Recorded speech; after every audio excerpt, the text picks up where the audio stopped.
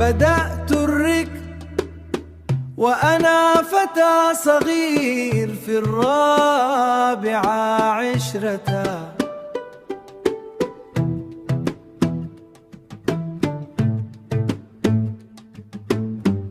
بدأت رحلة البحث عن الرزق، وكان ذلك وقت المجاعة التي حلت،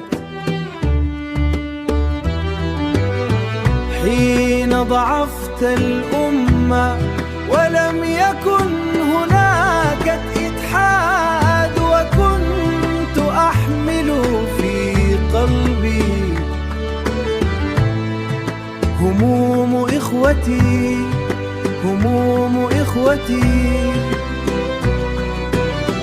وكنت أرى بيتنا قائما بقوة عظيمة،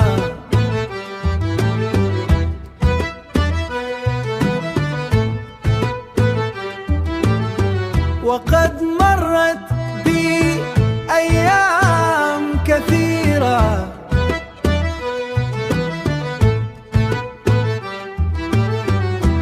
أبكي فيها في داخلي. يا زمن